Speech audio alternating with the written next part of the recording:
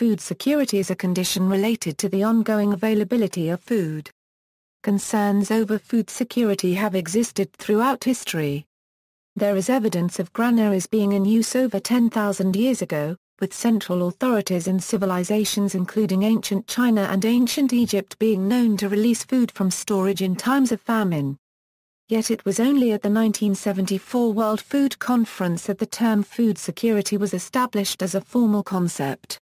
Originally, food security was understood to apply at the national level, with a state being food secure when there was sufficient food to sustain a steady expansion of food consumption and to offset fluctuations in production and prices. A new definition emerged at the 1996 World Food Summit. This time with the emphasis being on individuals enjoying food security, rather than the nation. According to the Food and Agriculture Organization, food security exists when all people, at all times, have physical and economic access to sufficient, safe and nutritious food to meet their dietary needs and food preferences for an active and healthy life. Household food security exists when all members, at all times, have access to enough food for an active, healthy life. Individuals who are food secure do not live in hunger or fear of starvation. Food insecurity, on the other hand, is a situation of limited or uncertain availability of nutritionally adequate and safe foods or limited or uncertain ability to acquire acceptable foods in socially acceptable ways, according to the United States Department of Agriculture. Food security incorporates a measure of resilience to future disruption or unavailability of critical food supply due to various risk factors including droughts, shipping disruptions, fuel shortages, economic instability, and wars. In the years 2011 to 2013, an estimated 842 million people were suffering from chronic hunger. The FAO identified the 4 pillars of food security as availability, access, utilization, and stability. The United Nations recognized the right to food in the Declaration of Human Rights in 1948, and has since noted that it is vital for the enjoyment of all other rights. The 1996 World Summit on Food Security noted that food should not be used as an instrument for political and economic pressure. According to the International Center for Trade and Sustainable Development, failed agriculture market regulation and the lack of anti-dumping mechanisms engenders much of the world's food scarcity and malnutrition. As of late 2007, export restrictions and panic buying, US dollar depreciation, increased farming for use in biofuels, world oil prices at more than $100 a barrel, global population growth, climate change, loss of agricultural land to residential and industrial development, and growing consumer demand in China and India are claimed to have pushed up the price of grain. However, the role of some of these factors is under debate. Some argue the role of biofuel has been overplayed as grain prices have come down to the levels of 2006. Nonetheless, food riots have recently taken place in many countries across the world. Food security is a complex topic, standing at the intersection of many disciplines. Measurement. Food security indicators and measures are derived from country-level household income and expenditure surveys to estimate per capita caloric availability. In general, the objective of food security indicators and measures is to capture some or all of the main components of food security in terms of food availability, access and utilization or adequacy. While availability and utilization adequacy seemed much easier to estimate, thus more popular, access remain largely elusive. The factors influencing household food access are often context-specific. Thus the financial and technical demands of collecting and analyzing data on all aspects of households' experience of food access and the development of valid and clear measures remain a huge challenge. Nevertheless, several measures have been developed that aim to capture the access component of food security, with some notable examples developed by the USAID-funded Food and Nutrition Technical Assistance Project, collaborating with Cornell and Tufts University and Africa and World Vision. These include, Household Food Insecurity Access Scale, continuous measure of the degree of food insecurity in the household in the previous month, Household Dietary Diversity Scale, measures the number of different food groups consumed over a specific reference period. Household hunger scale measures the experience of household food deprivation based on a set of predictable reactions, captured through a survey and summarized in a scale. Coping Strategies Index assesses household behaviors and rates them based on a set of varied established behaviors on how households cope with food shortages. The methodology for this research is based on collecting data on a single question: what do you do when you do not have enough food, and do not have enough money to buy food? Food insecurity is measured in the United States by questions in the Census Bureau's current population survey. The questions asked are about anxiety that the household budget is inadequate to buy enough food, inadequacy in the quantity or quality of food eaten by adults and children in the household, and instances of reduced food intake or consequences of reduced food intake for adults and for children. A National Academy of Sciences study commissioned by the USDA criticized this measurement and the relationship of food security to hunger, adding it is not clear whether hunger is appropriately identified as the extreme end of the food security scale. The FAO, World Food Programme, and International Fund for Agricultural Development collaborate to produce the state of food insecurity in the world. The 2012 edition described improvements made by the FAO to the prevalence of undernourishment indicator that is used to measure rates of food insecurity. New features include revised minimum dietary energy requirements for individual countries, updates to the world population data, and estimates of food losses in retail distribution for each country. Measurements that factor into the indicator include dietary energy supply, food production, food prices, food expenditures, and volatility of the food system. The stages of food insecurity range from food-secure situations to full-scale famine. A new peer-reviewed journal of food security, The Science, Sociology and Economics of Food Production and Access to Food began publishing in 2009. Rates. With its prevalence of undernourishment indicator, the FAO reported that almost 870 million people were chronically undernourished in the years 2010 to 2012. This represents 12.5% of the global population, or 1 in 8 people. Higher rates occur in developing countries, where 852 million people are chronically undernourished. The report noted that Asia and Latin America have achieved reductions in rates of undernourishment that put these regions on track for achieving the Millennium Development Goal of halving the prevalence of undernourishment by 2015. The Union noted that about 2 billion people do not consume a sufficient amount of vitamins and minerals. In India, the second most populous country in the world, 30 million people have been added to the ranks of the hungry since the mid-1990s and 46% of children are underweight. Food security in the U.S. The United States Department of Agriculture defines food insecurity as limited or uncertain availability of nutritionally adequate and safe foods or limited or uncertain ability to acquire acceptable foods in socially acceptable ways. National food security surveys are the main survey tool used by the USDA to measure food security in the United States. Based on respondents' answers to survey questions, the household can be placed on a continuum of food security defined by the USDA. This continuum has 4 categories: high food security, marginal food security, low food security, and very low food security.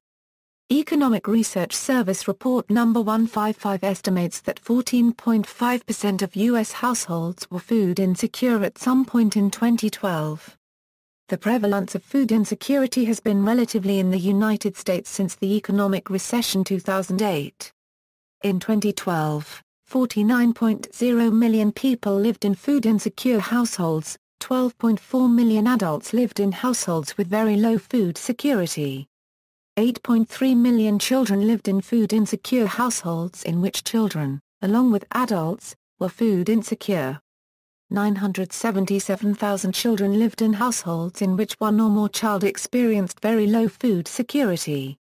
Feed the Future, the government of the United States has taken up an initiative along with other local government agencies as well as global partners, the G8 countries, and donors to reduce global hunger and to improve food security condition in the world. Exploiting the G8 Summit of 2009 held in L'Aquila, Italy. President Barack Obama insisted global leaders to revert the three-decade-old trend of reduced agricultural investments, and instead, choose to increase cash flow in their respective agricultural sectors in a drive to bolster global food security. This led to the birth of the Feed the Future program. Initially, the U.S. had been successful in collecting above $18 billion as funds for the program from the G8 countries as well as other donors. The Feed the Future initiative is presently led by the U.S. Agency for International Development and has the support of other government-funded bodies like the State Department, Peace Corps, Millennium Challenge Corporation, the Treasury Department, U.S. Trade Representative, Overseas Private Investment Corporation, the U.S. African Development Foundation, and the U.S. Department of Agriculture. The target group of this initiative is the smallholder farmers, especially women. Feed the Future has plans to help partner countries to develop their agricultural sector with an aim to improve their agricultural output. Spurt in economic growth would ultimately lead to higher income and help to eradicate hunger, poverty as well as undernutrition from the society. This initiative is expected to work on the basis of country-led priorities that calls for consistent support by the governments, donor organizations, the private sector, and the civil society to accomplish its long-term goals. World Summit on Food Security. The World Summit on Food Security held in Rome in 1996, aimed to renew a global commitment to the fight against hunger. The Food and Agriculture Organization of the United Nations called the summit in response to widespread undernutrition and growing concern about the capacity of agriculture to meet future food needs. The conference produced two key documents, the Rome Declaration on World Food Security and the World Food Summit Plan of Action. The Rome Declaration calls for the members of the United Nations to work to halve the number of chronically undernourished people on the earth by the year 2015. The Plan of Action sets a number of targets for government and non-governmental organizations for achieving food security, at the individual, household, national, regional and global levels. Another World Summit on Food Security took place in Rome between November 16 and 18, 2009. The decision to convene the summit was taken by the Council of FAO in June 2009, at the proposal of FAO Director General Jacques Dorf. Heads of state and government attended the summit, which took place at the FAO's headquarters. Pillars of food security. The WHO states that there are three pillars that determine food security: food availability, food access, and food use. The FAO adds a fourth pillar, the stability of the first three dimensions of food security over time. In 2009, the World Summit on Food Security stated that the four pillars of food security are availability, access, utilization, and stability. Availability. Food availability relates to the supply of food through production, distribution, and exchange. Food production is determined by a variety of factors including land ownership and use, soil management, crop selection, breeding, and management, livestock breeding and management, and harvesting. Crop production can be impacted by changes in rainfall and temperatures. The use of land, water, and energy to grow food often competes with other uses, which can affect food production. Land used for agriculture can be used for urbanization or lost to desertification, salinization, and soil erosion due to unsustainable agricultural practices. Crop production is not required for a country to achieve food security. Nations don't have to have the natural resources required to produce crops in order to achieve food security, as seen in the examples of Japan and Singapore. Because food consumers outnumber producers in every country, food must be distributed to different regions or nations. Food distribution involves the storage, processing, transport, packaging, and marketing of food. Food chain infrastructure and storage technologies on farms can also impact the amount of food wasted in the distribution process. Poor transport infrastructure can increase the price of supplying water and fertilizer as well as the price of moving food to national and global markets. Around the world, few individuals or households are continuously self-reliant for food. This creates the need for a bartering, exchange, or cash economy to acquire food. The exchange of food requires efficient trading systems and market institutions, which can have an impact on food security. Per capita world food supplies are more than adequate to provide food security to all, and thus food accessibility is a greater barrier to achieving food security. Access. Food access refers to the affordability and allocation of food, as well as the preferences of individuals and households. The Union Committee on Economic, Social, and Cultural Rights noted that the causes of hunger and malnutrition are often not a scarcity of food but an inability to access available food, usually due to poverty. Poverty can limit access to food, and can also increase how vulnerable an individual or household is to food price spikes. Access depends on whether the household has enough income to purchase food at prevailing prices or has sufficient land and other resources to grow its own food. Households with enough resources can overcome unstable harvests and local food shortages and maintain their access to food.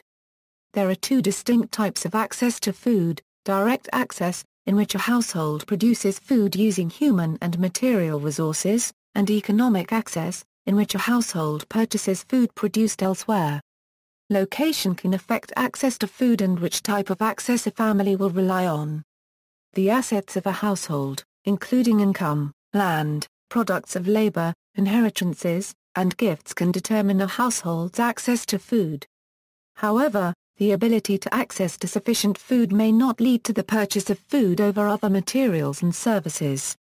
Demographics and education levels of members of the household as well as the gender of the household head determine the preferences of the household, which influences the type of food that are purchased. A household's access to enough and nutritious food may not assure adequate food intake of all household members, as intra-household food allocation may not sufficiently meet the requirements of each member of the household. The USDA adds that access to food must be available in socially acceptable ways, without, for example, resorting to emergency food supplies, scavenging, stealing, or other coping strategies. Utilization. The final pillar of food security is food utilization, which refers to the metabolism of food by individuals. Once food is obtained by a household, a variety of factors impact the quantity and quality of food that reaches members of the household. In order to achieve food security, the food ingested must be safe and must be enough to meet the physiological requirements of each individual. Food safety impacts food utilization, and can be impacted by the preparation, processing, and cooking of food in the community and household. Nutritional values of the household determine food choice. Access to healthcare is another determinant of food utilization, since the health of individuals controls how the food is metabolized. For example, intestinal parasites can take nutrients from the body and decrease food utilization. Sanitation can also decrease the occurrence and spread of diseases that can affect food utilization. Education about nutrition and food preparation can impact food utilization and improve this pillar of food security. Stability. Food stability refers to the ability to obtain food over time. Food security can be transitory, seasonal, or chronic. In transitory food insecurity, food may be unavailable during certain periods of time. At the food production level, natural disasters and drought result in crop failure and decreased food availability. Civil conflicts can also decrease access to food. Instability in markets resulting in food price spikes can cause transitory food insecurity. Other factors that can temporarily cause food insecurity are loss of employment or productivity, which can be caused by illness. Seasonal food insecurity can result from the regular pattern of growing seasons in food production. Chronic food insecurity is defined as the long-term, persistent lack of adequate food. In this case, households are constantly at risk of being unable to acquire food to meet the needs of all members. Chronic and transitory food insecurity are linked, since the reoccurrence of transitory food security can make households more vulnerable to chronic food insecurity. Effects of food insecurity, famine and hunger are both rooted in food insecurity. Chronic food insecurity translates into a high degree of vulnerability to famine and hunger. Ensuring food security presupposes elimination of that vulnerability. Stunting and chronic nutritional deficiencies. Many countries experience ongoing food shortages and distribution problems. These result in chronic and often widespread hunger amongst significant numbers of people.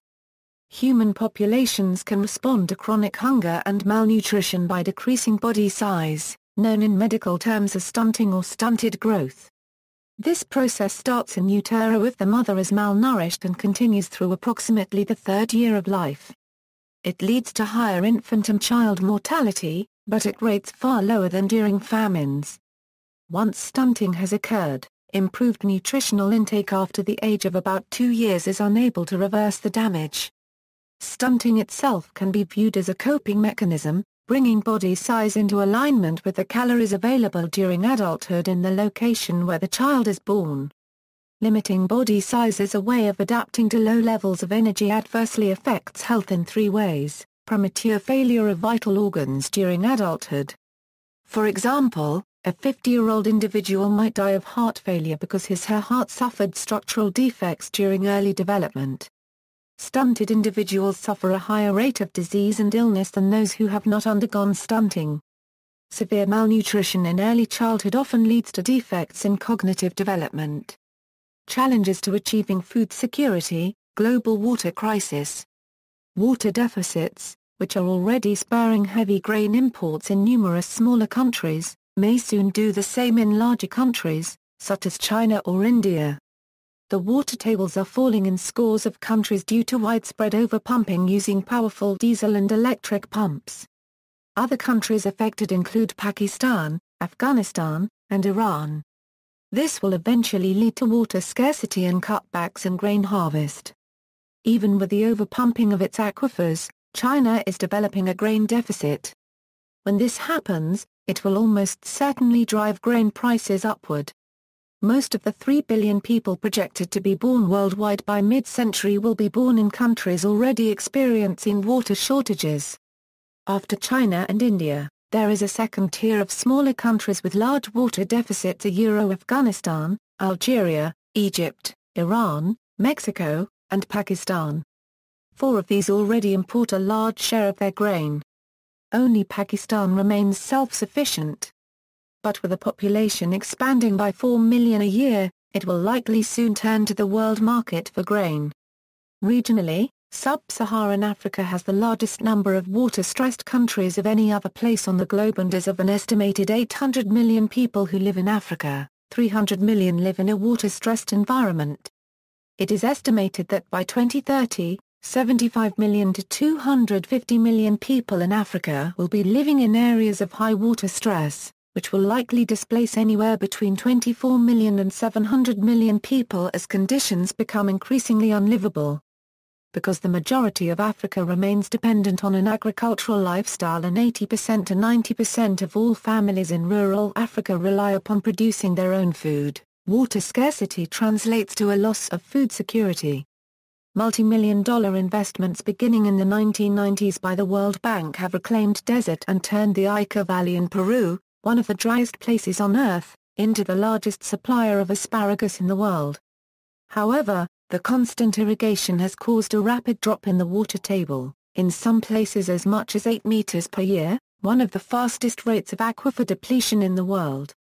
The wells of small farmers and local people are beginning to run dry, and the water supply for the main city in the valley is under threat. As a cash crop, asparagus has provided jobs for local people, but most of the money goes to the buyers, mainly the British. A 2010 report concluded that the industry is not sustainable and accuses investors, including the World Bank, of failing to take proper responsibility for the impact of their decisions on the water resources of poorer countries. Diverting water from the headwaters of the Ica River to asparagus fields has also led to a water shortage in the mountain region of Huancavelica, where indigenous communities make a marginal living herding. Land degradation. Intensive farming often leads to a vicious cycle of exhaustion of soil fertility and decline of agricultural yields. Approximately 40% of the world's agricultural land is seriously degraded. In Africa, if current trends of soil degradation continue, the continent might be able to feed just 25% of its population by 2025. according to UNU's Ghana-based Institute for Natural Resources in Africa. Climate change. Extreme events, such as droughts and floods, are forecast to increase as climate change takes hold.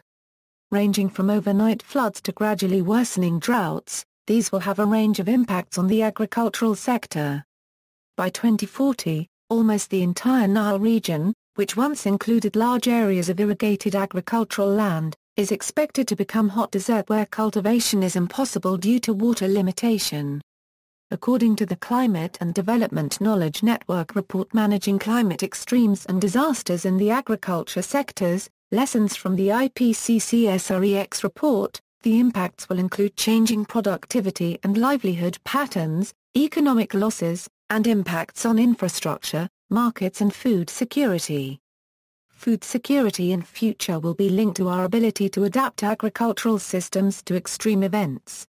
For example, the Garifuna women in Honduras are helping to ensure food security locally by reviving and improving production of traditional root crops, building up traditional methods of soil conservation, carrying out training in organic composting and pesticide use and creating the first Garifuna farmers market. 16 towns have worked together to establish tool and seed banks. Efforts to plant wild fruit trees along the coast are helping to prevent soil erosion. The aim is to reduce the community's vulnerability to the hazards of shifting weather patterns. Approximately 2.4 billion people live in the drainage basin of the Himalayan rivers. India, China, Pakistan, Afghanistan, Bangladesh, Nepal and Myanmar could experience floods followed by severe droughts in coming decades. In India alone, the Ganges provides water for drinking and farming for more than 500 million people. The west coast of North America, which gets much of its water from glaciers in mountain ranges such as the Rocky Mountains and Sierra Nevada, also would be affected. Glaciers aren't the only worry that the developing nations have. Sea level is reported to rise as climate change progresses, reducing the amount of land available for agriculture.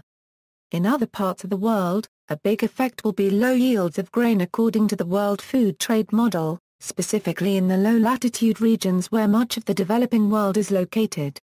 From this the price of grain will rise, along with the developing nations trying to grow the grain.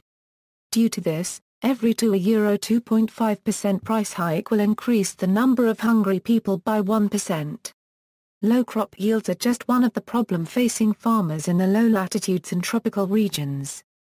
The timing and length of the growing seasons, when farmers plant their crops, are going to be changing dramatically, per the USDA, due to unknown changes in soil temperature and moisture conditions. Another way of thinking about food security and climate change comes from Evan Fraser, a geographer working at the University of Guelph in Ontario, Canada. His approach is to explore the vulnerability of food systems to climate change, and he defines vulnerability to climate change as situations that occur when relatively minor environmental problems cause major impacts on food security. Examples of this include the Irish potato famine, which was caused by a rainy year that created ideal conditions for the fungal blight to spread in potato fields, or the Ethiopian famine in the early 1980s. 3 factors stand out as common in such cases, and these 3 factors act as a diagnostic toolkit through which to identify cases where food security may be vulnerable to climate change. These factors are: specialized agroecosystems, households with very few livelihood options other than farming, situations where formal institutions do not provide adequate safety nets to protect people, agricultural diseases. Diseases affecting livestock or crops can have devastating effects on food availability, especially if there are no contingency plans in place. For example, UG99, a lineage of wheat stem rust which can cause up to 100% crop losses, is present in wheat fields in several countries in Africa and the Middle East and is predicted to spread rapidly through these regions and possibly further afield, potentially causing a wheat production disaster that would affect food security worldwide. The genetic diversity of the crop wild relatives of wheat can be used to improve modern varieties to be more resistant to rust.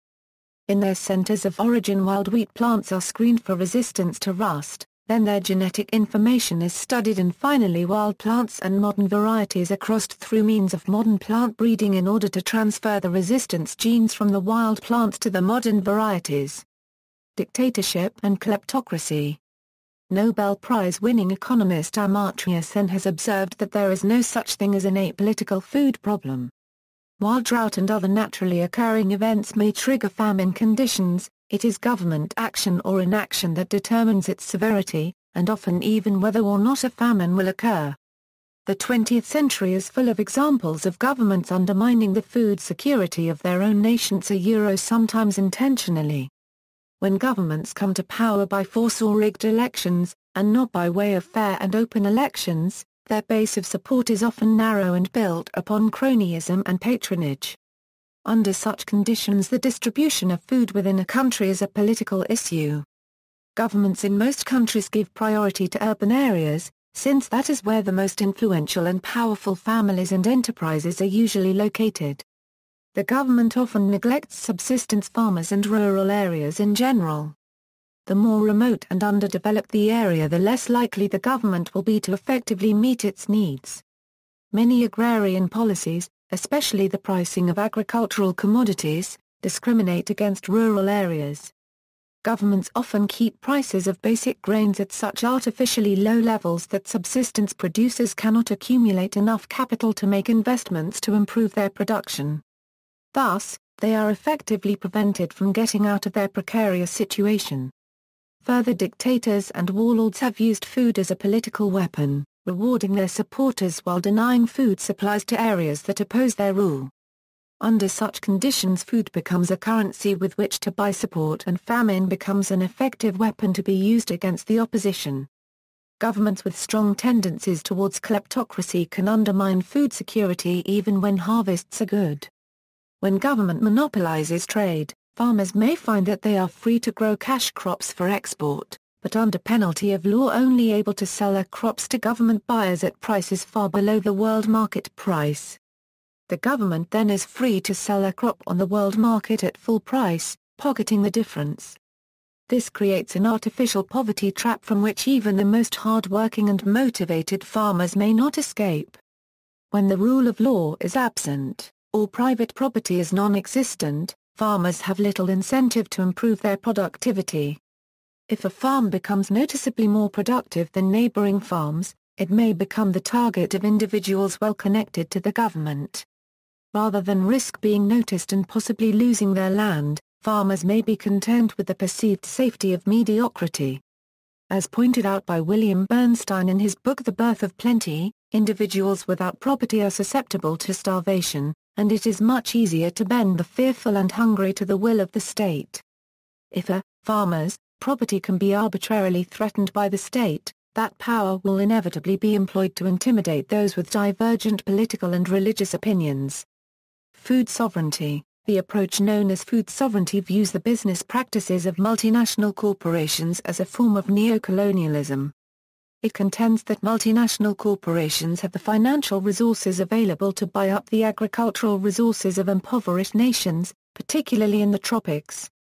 They also have the political clout to convert these resources to the exclusive production of cash crops for sale to industrialized nations outside the tropics, and in the process to squeeze the poor off of the more productive lands.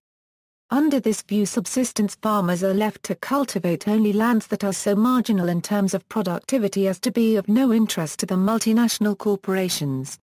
Likewise, food sovereignty holds it to be true that communities should be able to define their own means of production and that food is a basic human right. With several multinational corporations now pushing agricultural technologies on developing countries, technologies that include improved seeds, chemical fertilizers, and pesticides, crop production has become an increasingly analyzed and debated issue. Many communities calling for food sovereignty are protesting the imposition of Western technologies onto their indigenous systems and agency. Risks to food security. Population growth. Current UN projections show a continued increase in population in the near future, with the global population expected to reach between 8.3 and 10.9 billion by 2050. UN Population Division estimates for the year 2150 range between 3.2 and 24.8 billion. Mathematical modeling supports the lower estimate. Some analysts have questioned the sustainability of further world population growth, highlighting the growing pressures on the environment, global food supplies, and energy resources. Solutions for feeding the 9 billion in the future are being studied and documented. 1 out of every 7 people on our planet go to sleep hungry. People are suffering due to overpopulation. 25,000 people die of malnutrition and hunger-related diseases every day. Fossil fuel dependence. While agricultural outputs increased as a result of the Green Revolution, the energy inputs into the process has also increased at a greater rate, so that the ratio of crops produced to energy input has decreased over time. Green Revolution techniques also heavily rely on chemical fertilizers, pesticides and herbicides, some of which must be developed from fossil fuels, making agriculture increasingly reliant on petroleum products. Between 1950 and 1984, as the Green Revolution transformed agriculture around the globe, world grain production increased by 250%. The energy for the Green Revolution was provided by fossil fuels in the form of fertilizers, pesticides, and hydrocarbon-fueled irrigation. David Pimentel, professor of ecology and agriculture at Cornell University, and Mario Giampietro, senior researcher at the National Research Institute on Food and Nutrition, place in their study food, land, population and the U.S. economy the maximum U.S. population for a sustainable economy at 200 million. To achieve a sustainable economy and avert disaster, the United States must reduce its population by at least 1/3, and world population will have to be reduced by 2/3, says the study. The authors of this study believe that the mentioned agricultural crisis will only begin to impact us after 2020, and will not become critical until 2050. The oncoming peaking of global oil production, along with a peak of North American natural gas production, will very likely precipitate this agricultural crisis much sooner than expected. Geologist Dale Allen Pfeiffer claims that coming decades could see spiraling food prices without relief and massive starvation on a global level such as never experienced before. Hybridization, genetic engineering, and loss of biodiversity. In agriculture and animal husbandry, the Green Revolution popularized the use of conventional hybridization to increase yield by creating high-yielding varieties. Often the handful of hybridized breeds originated in developed countries and were further hybridized with local varieties in the rest of the developing world to create high-yield strains resistant to local climate and diseases. Local governments and industry have been pushing hybridization, which has resulted in several of the indigenous breeds becoming extinct or threatened. Disuse because of unprofitability and uncontrolled intentional and unintentional cross-pollination and crossbreeding. Formerly huge gene pools of various wild and indigenous breeds have collapsed, causing widespread genetic erosion and genetic pollution. This has resulted in loss of genetic diversity and biodiversity as a whole. A genetically modified organism is an organism whose genetic material has been altered using the genetic engineering techniques generally known as recombinant DNA technology. Genetically modified crops today have become a common source for genetic pollution, not only of wild varieties but also of other domesticated varieties derived from relatively natural hybridization. Genetic erosion coupled with genetic pollution may be destroying unique genotypes, thereby creating a hidden crisis which could result in a severe threat to our food security. Diverse genetic material could cease to exist, which would impact our ability to further hybridize food crops and livestock against more resistant diseases and climatic changes. The area sown to genetically engineered crops in developing countries is rapidly catching up with the area sown in industrial nations. According to the International Service for the Acquisition of Agri-Biotech Applications, genetically engineered crops were grown by approximately 8.5 million farmers in 21 countries in 2005. Up from 8.25 million farmers in 17 countries in 2004. However, it should be noted that the ISAAA is funded by organizations including prominent agricultural biotechnology corporations, such as Monsanto and Bayer, too, and there have been several challenges made to the accuracy of ISAA's global figures. 3. In a review of Borlaug's 2000 publication entitled Ending World Hunger, The Promise of Biotechnology and the Threat of Antiscient Zealotry, the authors argued that Borlaug's warnings were still true in 2010. GM crops are as natural and safe as today's bred wheat, opined Dr. Borlaug, who also reminded agricultural scientists of their moral obligation to stand up to the antiscience crowd and warned policy makers that global food insecurity will not disappear without this new technology, and ignoring this reality, global food insecurity would make future solutions all the more difficult to achieve. Intellectual property rights. There is much debate on whether IPRs hurt or harm independent development in terms of agriculture and food production. Hartmut Meyer and Annette von Lossau describe both sides of the issue, while saying among scholars, the thesis that the impetus to self-determined development and the protection of intellectual property go hand in hand is disputed, to put it mildly. Many studies have concluded that there is virtually no positive correlation between establishing self-sustained economic growth and ensuring protection of intellectual property rights. Price setting. On April 30, 2008, Thailand, one of the world's biggest rice exporters, announces the project of the creation of the Organization of Rice Exporting Countries with the potential to develop into a price-fixing cartel for rice. It is a project to organize 21 rice-exporting countries to create a homonymous organization to control the price of rice. The group is mainly made up of Thailand, Vietnam, Cambodia, Laos and Myanmar. The organization attempts so serve the purpose of making a contribution to ensuring food stability, not just in an individual country but also to address food shortages in the region and the world. However, it is still questionable whether this organization will serve its role as an effective rice price-fixing cartel, that is similar to OPEC's mechanism for managing petroleum. Economic analysts and traders said the proposal would go nowhere because of the inability of governments to cooperate with each other and control farmers' output. Moreover, countries that are involved express their concern that this could only worsen the food security. Land use change. China needs not less than 120 million hectares of arable land for its food security. China has recently reported a surplus of 15 million hectares. On the other side of the coin, some 4 million hectares of conversion to urban use and 3 million hectares of contaminated land have been reported as well. Furthermore, a survey found that 2.5% of China's arable land is too contaminated to grow food without harm. In Europe, the conversion of agricultural soil implied a net loss of potential. But the rapid loss in the area of arable soils appears to be economically meaningless because EU is perceived to be dependent on internal food supply anymore. During the period 2000 to 2006, the European Union lost the 0.27% of its cropland and 0.26% of its crop productive potential. The loss of agricultural land during the same time was the highest in the Netherlands, which lost 1.57% of its crop production potential within 6 years. The figures are quite alarming for Cyprus, Ireland and Spain as well. In Italy, in the Emilia-Romagna plain, the conversion of 15,000 ha of agricultural soil implied a net loss of 109,000 milligrams per year of wheat, which accounts for the calories needed by 14% of ERP population. Such a loss in wheat production is just 0.02% of gross domestic product of the Emilia-Romagna region, which is actually a minor impact in financial terms.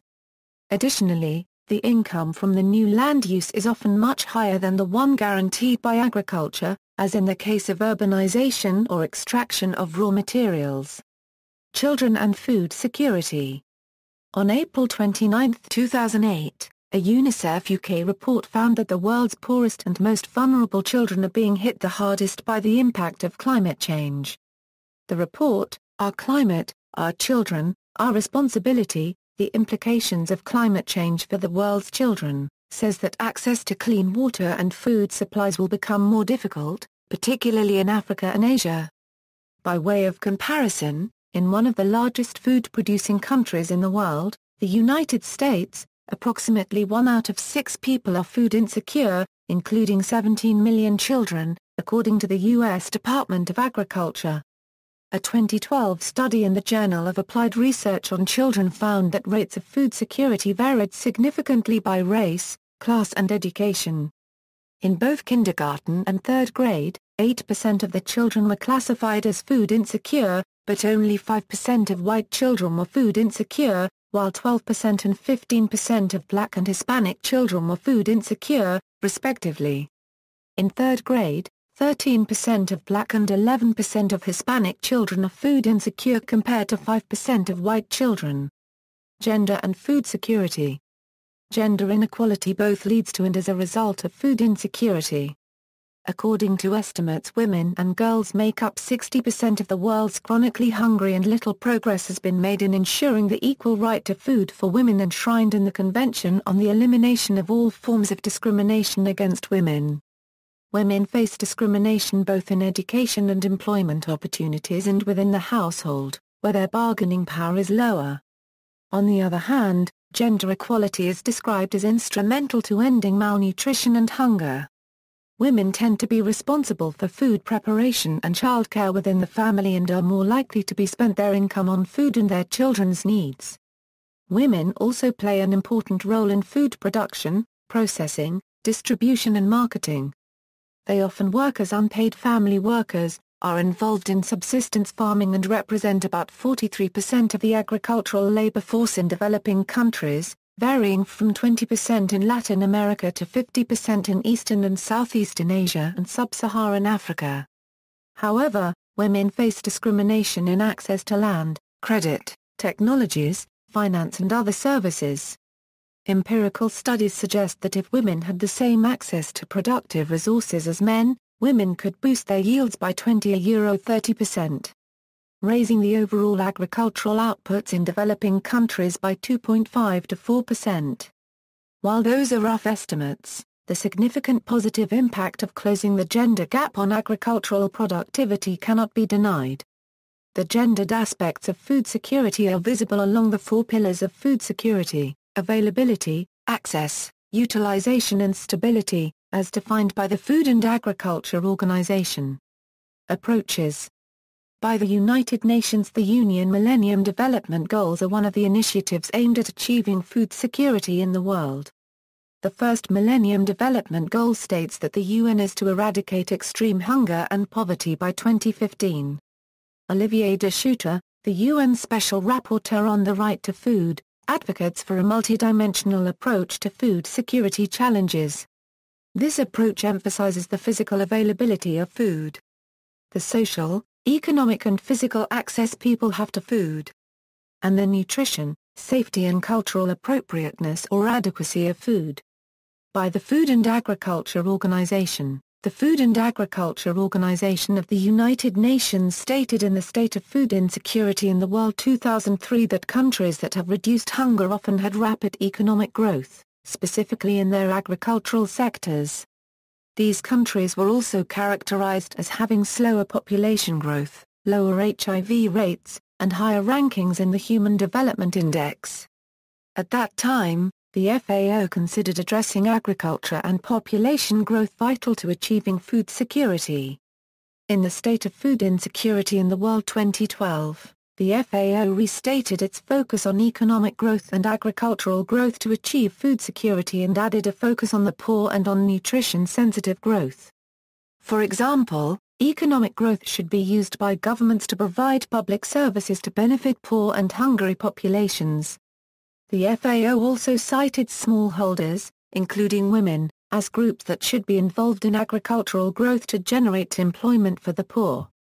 For economic and agricultural growth to be nutrition-sensitive, resources should be utilized to improve access to diverse diets for the poor as well as access to a safe water supply and to healthcare. The FAO has proposed a twin-track approach to fight food insecurity that combines sustainable development and short-term hunger relief. Development approaches include investing in rural markets and rural infrastructure. In general, the FAO proposes the use of public policies and programs that promote long-term economic growth that will benefit the poor. To obtain short-term food security, vouchers for seeds, fertilizer, or access to services could promote agricultural production. The use of conditional or unconditional food or cash transfers was another approach the FAO noted. Conditional transfers could include school feeding programs, while unconditional transfers could include general food distribution, emergency food aid or cash transfers. A third approach is the use of subsidies as safety nets to increase the purchasing power of households. The FAO stated that approaches should be human rights-based, target the poor, promote gender equality, enhance long-term resilience and allow sustainable graduation out of poverty. The FAO noted that some countries have been successful in fighting food insecurity and decreasing the number of people suffering from undernourishment. Bangladesh is an example of a country that has met the Millennium Development Goal hunger target. The FAO credited growth in agricultural productivity and macroeconomic stability for the rapid economic growth in the 1990s that resulted in an increase in food security. Irrigation systems were established through infrastructure development programs. Two programs, Harvest Plus and the Golden Rice Project, provided biofortified crops in order to decrease micronutrient deficiencies. World Food Day was established on October 16, in honor of the date that the FAO was founded in 1945. On this day, the FAO hosts a variety of events at the headquarters in Rome and around the world, as well as seminars with UN officials. By the World Food Programme. The World Food Programme is an agency of the United Nations that uses food aid to promote food security and eradicate hunger and poverty. In particular, the WFP provides food aid to refugees and to others experiencing food emergencies. It also seeks to improve nutrition and quality of life to the most vulnerable populations and promote self-reliance. An example of a WFP program is the Food for Us program, in which participants work on new infrastructure, or learn new skills, that will increase food security, in exchange for food. The WFP and the Government of Kenya have partnered in the Food for Us program in hopes of increasing the resilience of communities to shocks. By the United States Agency for International Development, the United States Agency for International Development proposes several key steps to increasing agricultural productivity, which is in turn key to increasing rural income and reducing food insecurity. They include, boosting agricultural science and technology. Current agricultural yields are insufficient to feed the growing populations. Eventually, the rising agricultural productivity drives economic growth. Securing property rights and access to finance. Enhancing human capital through education and improved health. Conflict prevention and resolution mechanisms and democracy and governance based on principles of accountability and transparency in public institutions and the rule of law are basic to reducing vulnerable members of society. Since the 1960s, the U.S. has been implementing a food stamp program to directly target consumers who lack the income to purchase food. According to Tim Josling, a senior fellow at the Freeman Spogli Institute for International Studies, Stanford University, food stamps or other methods of distribution of purchasing power directly to consumers might fit into the range of international programs under consideration to tackle food insecurity.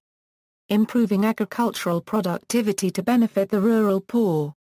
There are strong, direct relationships between agricultural productivity, hunger, poverty, and sustainability. 3/4 of the world's poor live in rural areas and make their living from agriculture. Hunger and child malnutrition are greater in these areas than in urban areas. Moreover, the higher the proportion of the rural population that obtains its income solely from subsistence farming, the higher the incidence of malnutrition. Therefore, improvements in agricultural productivity aimed at small-scale farmers will benefit the rural poor first. Food and feed crop demand is likely to double in the next 50 years, as the global population approaches 9 billion. Growing sufficient food will require people to make changes such as increasing productivity in areas dependent on rain-fed agriculture.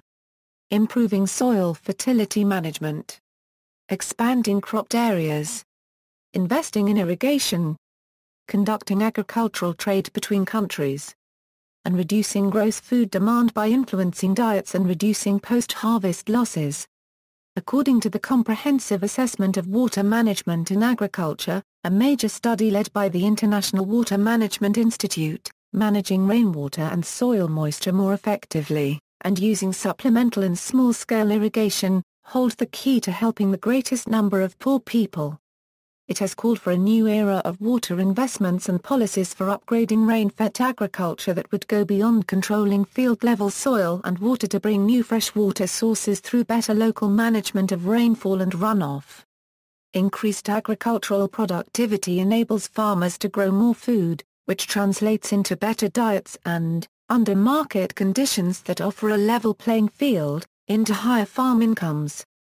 With more money, farmers are more likely to diversify production and grow higher value crops, benefiting not only themselves but the economy as a whole.